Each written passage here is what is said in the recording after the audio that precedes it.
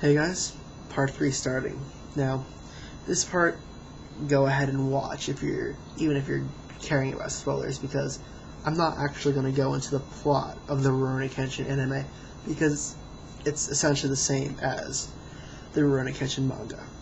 However, I guess you could say I have a couple of minor disputes with it sometimes. Okay.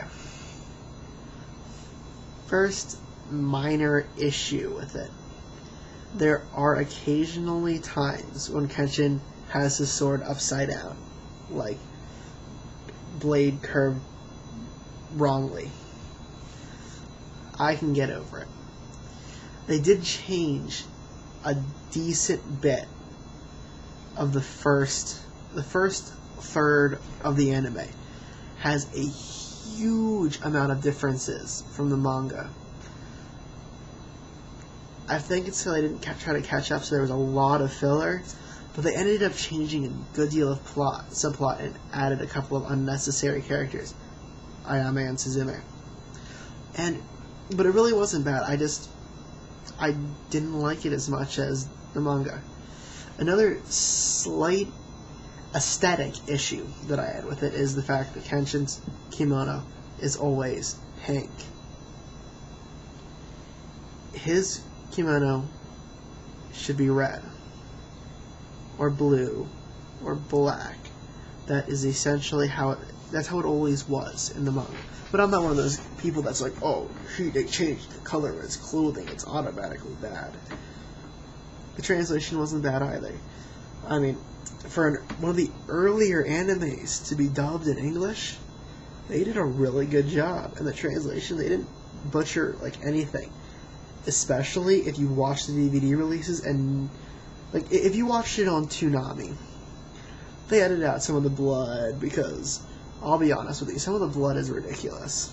I mean, not ridiculous as in over the top, but it's they give you a good bit of blood when it's appropriate.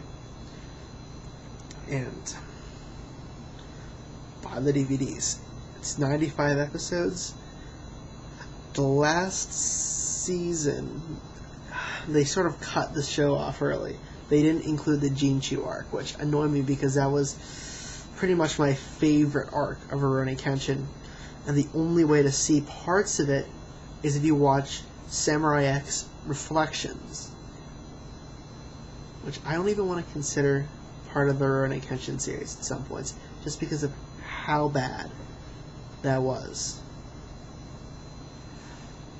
And you can tell from the one ending that they were planning on actually doing a good job of the Jinchu arc, because you see Tomoe, or as they say in the Samurai X thing, or Tomo as other translations have dubbed it, which is a very important character to the Kenshin, which, if you read the series, you'll find out. The next big, I guess you could say, issue I have with it is the last episode. You cannot do a more half-assed job of an episode than they did there. Essentially, the episode was, let's film some areas of Japan and have Kenshin and Calvin randomly walk up across the screen with an actual ocean behind them. Or it was like they threw it together at the last minute. But whatever. After the series, there were 4 Samurai X movies made. Most people have only heard of 3, and some of them only consider that actually 2 movies. But let's go. The first movie is Samurai X Trust.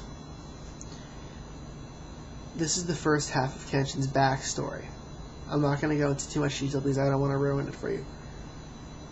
It's definitely more realistic than the actual series is, and it's a fairly good adaptation. There's just different voice acting, very, very different animation, definitely more realistic. I personally don't like it as much, but that's because I was a huge fan of Watsuki's art. But it's still really good. Second movie is Betrayal, the second half of Kenshin's backstory. Same art as the first one, good dubbing, but more realistic.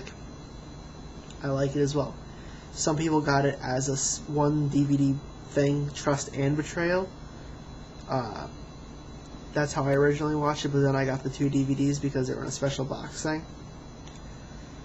Third one, which has got to be the suckiest part of the series, Reflections. It offers such an anticlimactic ending to the series. It's not considered canon, which is something I'm happy about. The translation is horrible. The dub, they mess up the dub so badly. If you want to complain about a dub being done badly, watch that movie in English. And if you want to talk about a bad movie, watch that movie, period.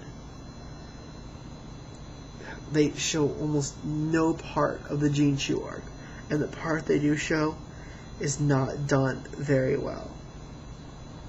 It is the same art as the Trust and Betrayal, same voice acting. I can't even compare it to any other. It's just that bad.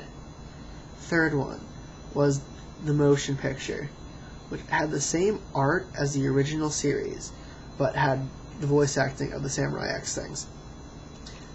It technically takes place a year after the ending of the anime, so it's still considered filler, and they do contradict the anime in one huge way. Kenshin goes Batosai after he loses that ability. Well, he doesn't really lose, he gives up that ability in the end of the second arc. Well, not the end, but close to the end of the second major story arc. The Kyoto arc. And they sort of do it in a funny way, like they make his hair turn pink and his kimono turn green. It's what do you want to do? But the anime, I would recommend you watching. It's a very well done job. Just don't watch Reflections, but I would definitely recommend you reading the manga first, because because the manga is, in my opinion, better. But still watch the anime. It is a very well done anime. The translation is really good. And I think, as I said before, anybody who wants to consider themselves an anime fan should watch this series. That's the end of my reviews for tonight. It's 2 a.m. and I need to get to bed.